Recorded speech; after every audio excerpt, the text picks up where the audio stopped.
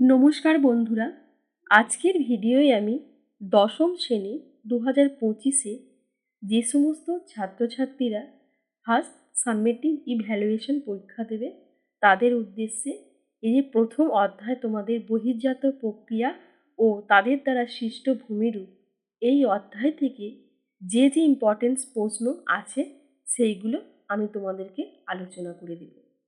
তাহলে বন্ধুরা, যারা আমার চ্যানেলটা এখনও সাবস্ক্রাইব করোনি অবশ্যই চ্যানেলটা সাবস্ক্রাইব করে নিও আর বন্ধুদের মধ্যে আমার চ্যানেলের লিঙ্কটা শেয়ার করে দিও।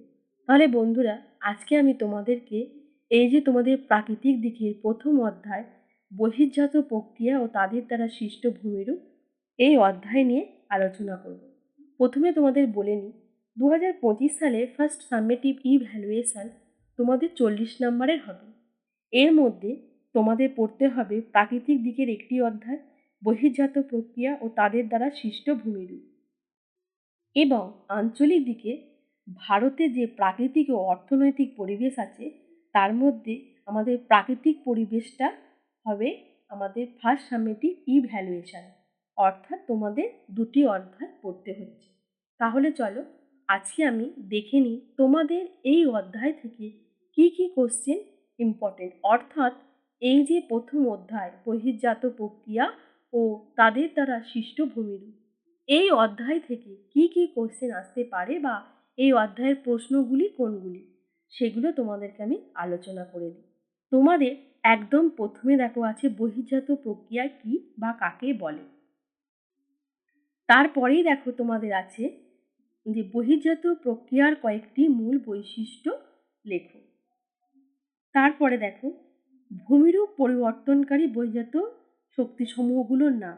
দুটো শক্তি আছে, একটা স্থিতিশীল শক্তি আর একটা গতিশীল শক্তি। এই দুটো শক্তি তোমাদেরকে মুখস্থ করতে হবে। এরপরে দেখো তোমাদের যেটা আছে সেটা হচ্ছে অবরোহণ ও আরোহণ। অবরোহণ কাকে বলে, আরোহণ কাকে বলে, এই অবরোহণ ও আরোহণের পার্থক্য কি, পর্যায়ন কাকে বলে।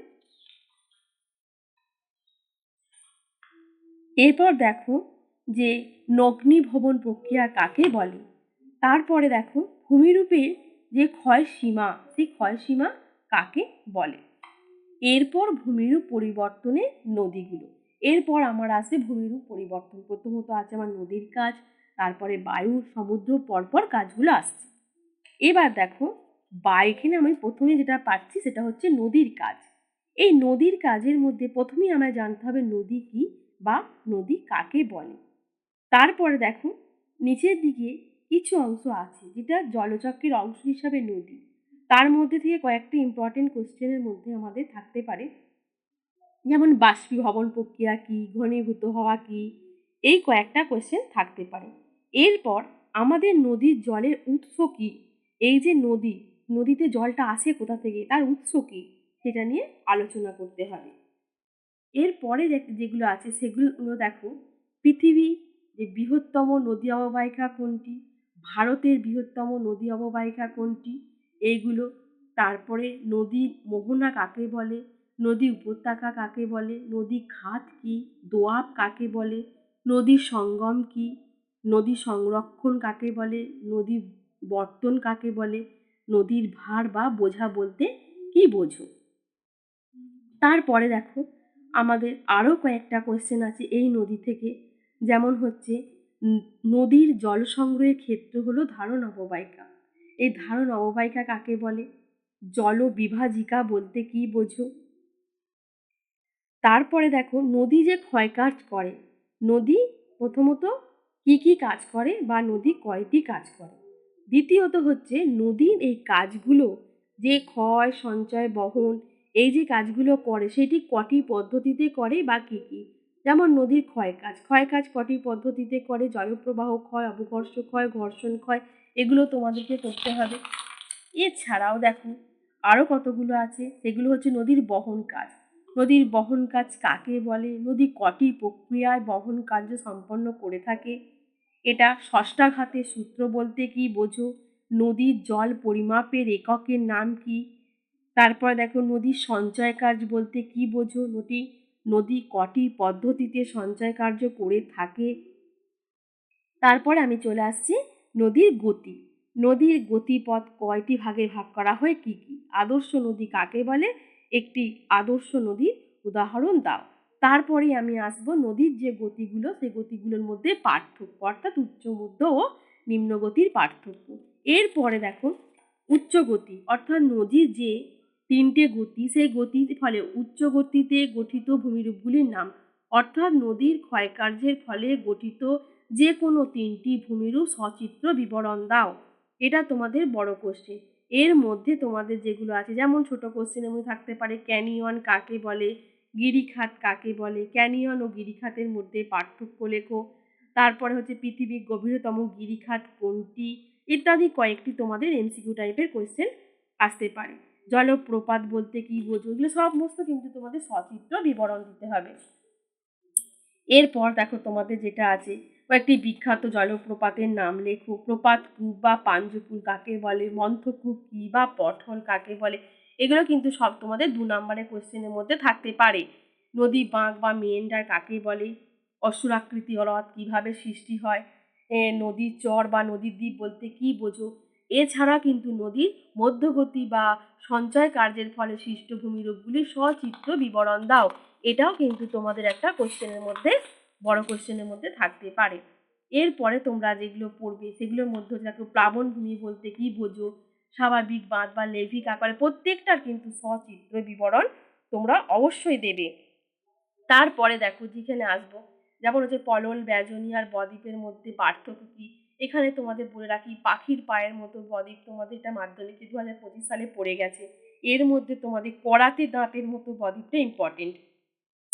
এবার দেখো বদ্বীপ, এই বদ্বীপ গঠনে অনুকূল যে পরিবেশ, তোমাদের 3 নম্বরের কোশ্চেনের মধ্যে থাকতে পারে। বদ্বীপ গঠনে অনুকূল পরিবেশ, আমাজন ও গঙ্গা নদীর মোহনায় বদ্বীপ নেই কেন, এই কয়েকটি ইম্পর্টেন্ট তোমাদের কোশ্চেন কিন্তু আমি আজকে আলোচনা করছি। গঙ্গা ও পদ্মা মেঘনার বদ্বীপ সক্রিয় অংশের উপর পৃথিবীব্যাপী জলবায়ু পরিবর্তন, অর্থাৎ সুন্দরবন অঞ্চলে জলবায়ু পরিবর্তনের প্রভাব লেখো, আর বিশ্ব উষ্ণায়নের উপর জলবায়ুর প্রভাব লেখো। এইগুলো কিন্তু তোমাদের 3 নম্বরের কোশ্চেনের মধ্যে থাকতে পারে। এই সমস্ত অধ্যায়টা ভালো করে খুঁটিয়ে পড়লে তোমাদের কিন্তু একবারে 2026 সালে মাধ্যমিকের ক্ষেত্রে অনেকটা কাজে আসবে। এরপরে দেখো তোমরা কয়েকটা দ্বীপের নাম লেখো, যেগুলো হচ্ছে যে মানে এখন বিলুপ্ত পায়, সেরকম কয়েকটি দ্বীপের নাম লেখো। তারপরে যেটা আছে ভূমিরূপ পরিবর্তন। এরপর আমি চলে আসছি হিমবাহে। তাহলে আমার এই গেল নদীর কাজ, তারপরে চলে এসেছি আমি হিমবাহে।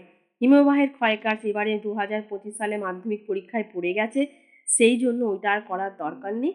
তোমাদের এখানের মধ্যে করতে হবে হিমবাহ কাকে বলে, তারপরে হিমবাহের কার্যকে কয় ভাগে ভাগ করা যায়, পৃথিবীর দ্রুততম হিমবাহ কোনটি, তারপরে তোমাদের আরও যে কোশ্চেনগুলো রয়েছে সেগুলোর মধ্যে হচ্ছে মহাদেশীয় হিমবাহ কাকে বলে, তারপরে পৃথিবীর বৃহত্তম মহাদেশীয় হিমবাহ কোনটি, মহাদেশীয় হিমবাহের বৈশিষ্ট্য লেখো, উপত্যকা হিমবাহ কাকে বলে, ভারতের বৃহত্তম হিমবাহ কোনটি, পৃথিবীর দীর্ঘতম হিমবাহ উপত্যকা হিমবাহ কোনটি, পাদদেশীয় হিমবাহ কাকে বলে, পাদদেশীয় হিমবাহের বৈশিষ্ট্য লেখো। এই সমস্ত কোশ্চেনগুলো কিন্তু তোমাদের মাধ্যমিকের ক্ষেত্রে কাজে আসবে, প্রচণ্ড ইম্পর্টেন্ট। এরপরে দেখো মহাদেশীয় হিমবাহ ও পার্বত্য বা উপত্যকা হিমবাহের মধ্যে পার্থক্য লেখো। তারপরে হিমরেখা ও নদী, এখানে হিমরেখা কাকে বলে, হিমশৈল কাকে বলে, তারপরে দেখো ক্রেভাস ও যে বার্গশুণ্ড আছে সেটা কাকে বলে, তাদের সচিত্র, অর্থাৎ এগুলো কাকে বলে, সঙ্গে সঙ্গে চিত্রগুলো তোমরা করে রাখবে, বলা যায় না, এগুলো থেকে তোমাদের 2 নম্বরের ছবি সহ টিকাও আসতে পারে। তারপরে দেখো হিমবাহ কটি পদ্ধতিতে কাজ করে, কাজগুলো কি কি, ক্ষয় কাজ কটি পদ্ধতিতে করে, বহন কাজ কটি পদ্ধতিতে করে ও সঞ্চয় কাজ কটি পদ্ধতিতে করে। তারপরে এই প্রত্যেকটা হিমবাহ ক্ষয় কাজে যেহেতু ভূমিরূপ পড়ে গেছে, এর মধ্যে তোমাদের 2-1টা থাকতে পারে শুধুমাত্র ওই 2 নম্বরের কোশ্চেনের ক্ষেত্রে। এরপর তোমাদের যেটা থাকবে তার মধ্যে আছে নদী উপত্যকা ও হিমবাহ উপত্যকার মধ্যে পার্থক্য লেখো, ঝুলন্ত উপত্যকা কি বা ঝুলন্ত উপত্যকা সম্পর্কে একটি টিকা লেখো, রসইমাতা নিয়ে ক্র্যাকটেল। নেক্সট ভিডিও আমি তোমাদের বায়ু সম্পর্কে আলোচনা করব, এছাড়াও আমি তোমাদের কিছু হিমবাহের কোয়েশ্চেনগুলো আলোচনা করে দেব। তাহলে বন্ধুরা আজকের ভিডিও এই পর্যন্তই, আবার তোমাদের সাথে দেখা হবে পরের ভিডিও। তোমরা অবশ্যই আমার চ্যানেলটা সাবস্ক্রাইব করতে ভুলো।